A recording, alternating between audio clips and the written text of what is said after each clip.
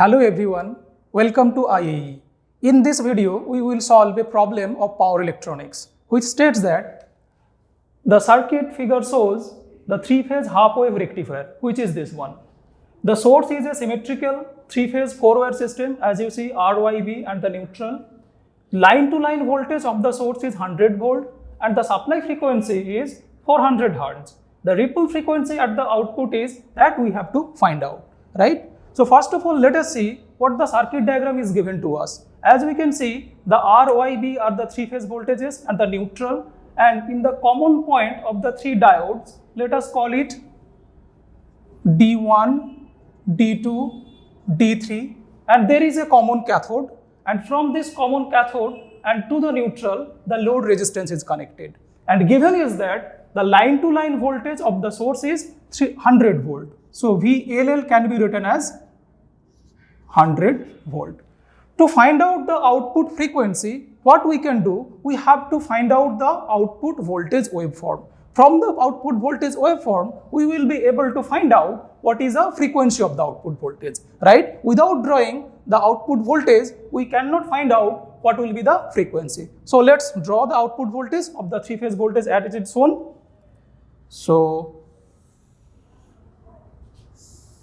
we can see that this is a symmetrical voltage three-phase four-wire system. So we can say that this is a balanced three-phase voltage.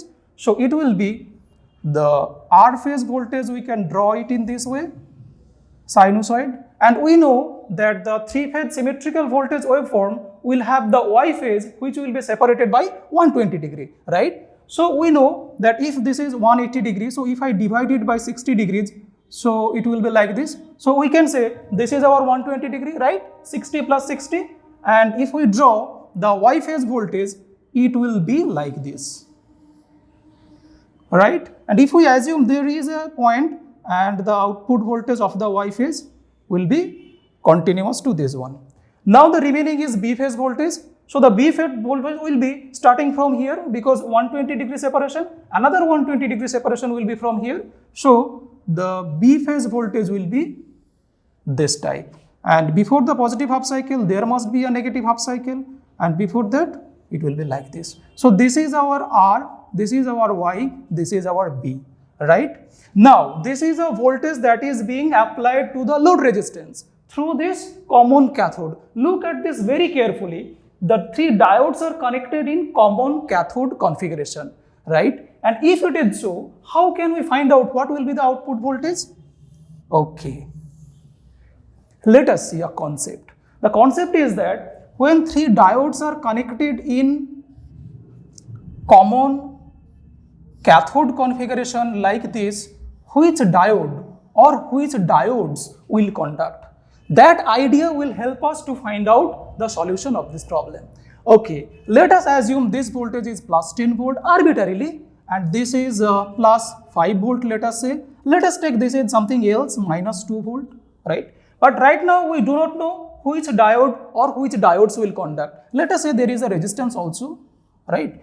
So let us first assume that arbitrarily that this diode will conduct, right? If it is so, then what I can say, if this is 2 volt and if it conducts, then it must be a short circuit, right? And if it is a short circuit, then this voltage is minus 2 volt, isn't it? If it is so, then I can argue that if this is plus 5 volt, this is minus 2 volt, this must be a short circuit, right? So this minus 2 voltage will be updated by plus 5 volt. This will no longer be minus 2 volt, right? So if it is so, we can see what is the status of this diode. This is plus 5 volt, this is minus 2 volt. This diode must be open circuit, reverse biased. Now let us proceed.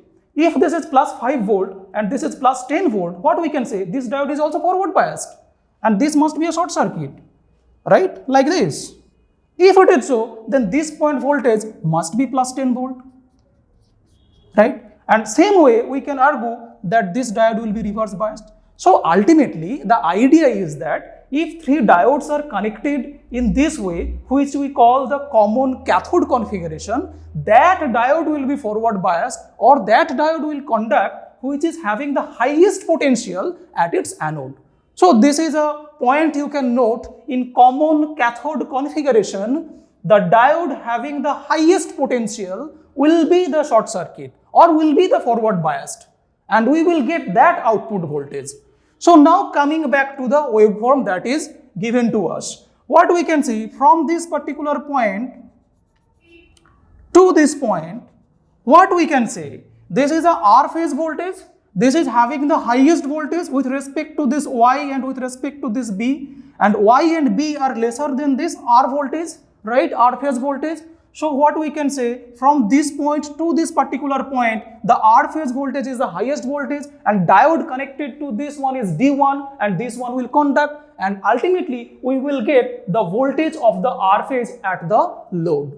And we can say the output voltage will be just copy paste of this voltage, right? In this way, I think you can proceed that from this point to this point onwards, the output voltage will be the Y phase voltage. So this voltage we will get because the neutral is connected here. Then from this point to this point, we can say that we will get the B phase voltage in this way. From here again we will get the R phase voltage, and before this R phase starts at the 30-degree point, the highest potential goes to the B phase voltage, so we will get the B phase voltage. Now this is our output voltage. Let us find out now the frequency. The frequency, what will it be? Let us say from this point to this point is 1 cycle, right? So if we just take up to this, and also we can take, rather than taking from this point to 2 pi, if we just shift it by 30-degree from this point to this point, same period, and we get there are 3 pulses are there, right? So the frequency will be 3 times of the input voltage. So the output will be, we can say 3 times of the input voltage, which is 400 Hertz. So the answer as are given is 400 Hertz, 800 Hertz, 1200 Hertz, and 2400 Hertz. So we can say the right answer will be 1200 Hertz. This is basically called the 3-pulse converter, right? So in this way, just by observing the waveforms carefully and noting down which diode will conduct, you can find out the waveform easily and find out the output frequency. Hope you liked the video and understood the concept. Thank you.